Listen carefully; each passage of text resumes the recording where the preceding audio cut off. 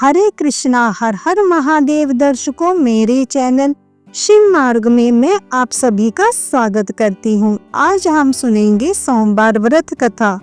प्राचीन समय की बात है। एक गांव में एक साहूकार रहा करता था।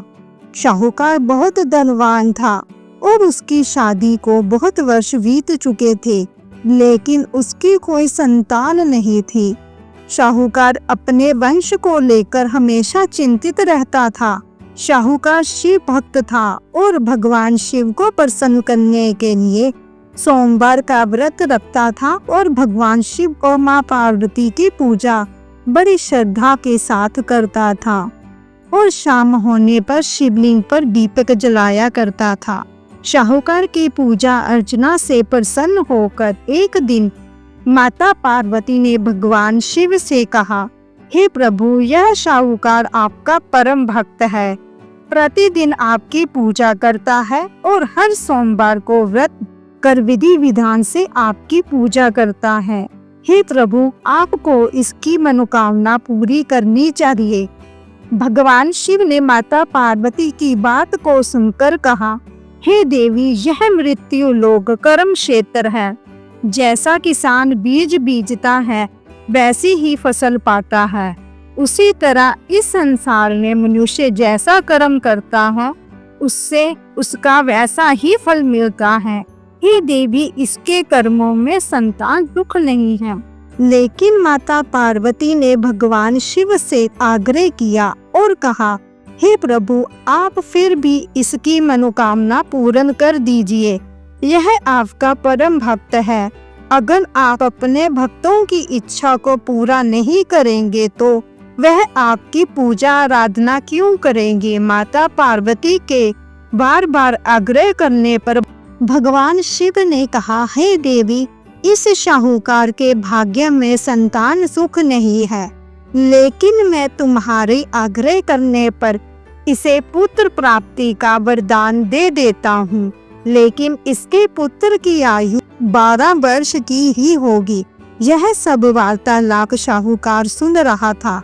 वह इस वरदान से ना तो खुश हुआ और ना ही दुखी हुआ। साहूकार पहले की भांति रोज मंदिर जाता और भगवान शिव और मां पार्वती की आराधना करता रहा।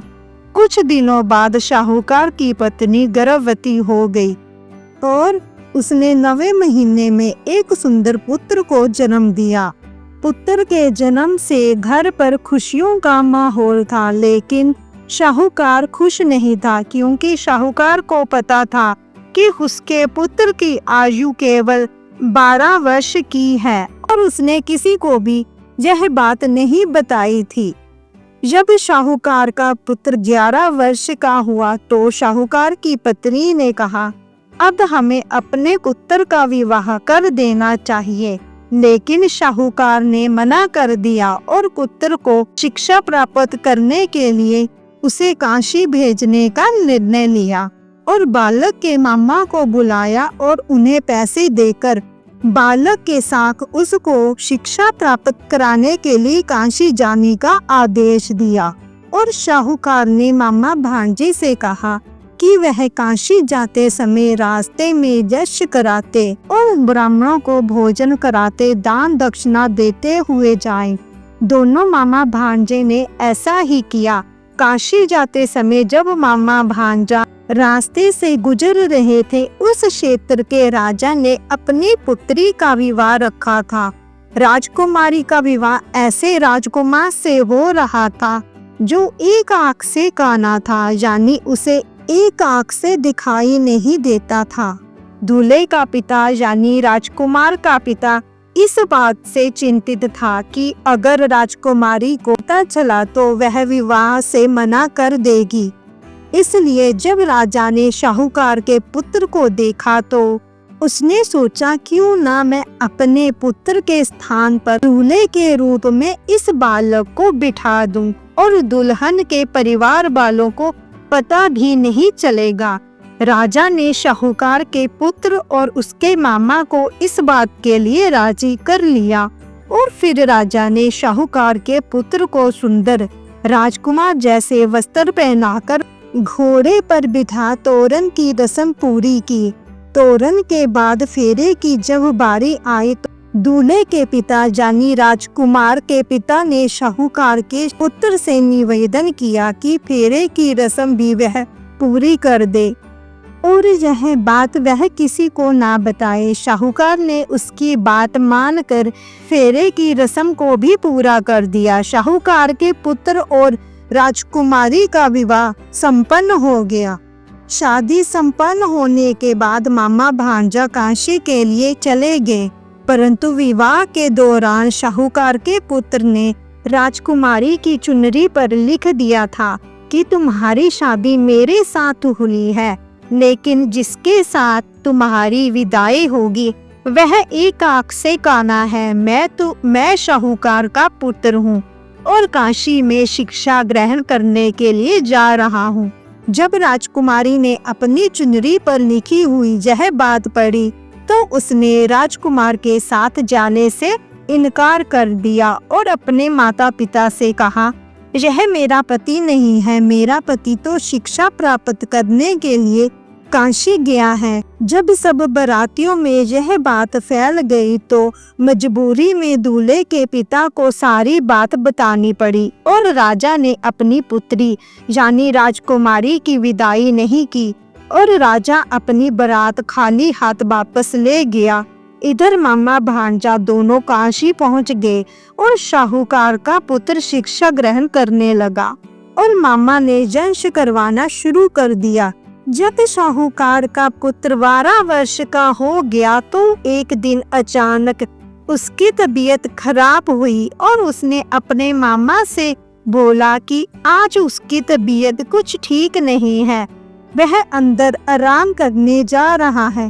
और शाहूकार का पुत्र अंदर सोने गया और कुछ समय में ही उसके प्राण निकल गए। कुछ देर बाद जब मामा अंदर आया तो उसने अपने भांजे को मरे हुए देखा तो वह बहुत दुखी हुआ, परंतु वह रो विलाप नहीं कर सकता था क्योंकि उनका यज्ञ जो हो रहा था वह अधूरा रह जाता। इसलिए मामा ने बाहर जाकर शीघ्रता से यश का कार्य पूरा किया और ब्राह्मणों को भोजन कराने के बाद मामा अपने नित्य भांजे को देखकर रोना पीटना शुरू कर दिया। उसी समय उसी मार्ग से भगवान शिव माँ पार्वती गुजर रहे थे। माँ पार्वती ने किसी के रोने की आवाज सुनी तो वह भगवान शिव से कहने लगी, हे प्रभु, कोई मनुष्य बहुत जोर जोर से रो रहा है, मुझसे यह रुद्र विलाप सहन नहीं हो रहा। हे प्रभु, उसके दुखों को दूर करते हैं। और भगवान शिव माँ पार्वती मामा के पास पहुँच गए। जब उन्होंने मृत्यु बालक को देखा तो वह हैरान हो गए क्योंकि वह शाहूकार का पुत्र था जो भगवान शिव के वरदान से प्राप्त हुआ था।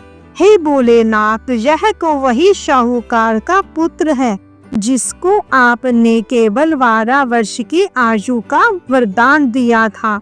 माँ पार्वती ने जब मृत्यु बालक को देखा तो, हे प्रभु, आप इस बालक को जीवन दान दे दीजिए, वरना इसके माता पिता तड़प तड़प कर मर जाएंगे। माँ पार्वती के आग्रह करने पर भगवान शिव ने उनकी बात मानकर उस बालक को जीवन दान दे दिया। शाहूकार का पुत्र जीवित हो गया और फिर दोनों मामा भांजा अपने घर की ओर चल पड़े।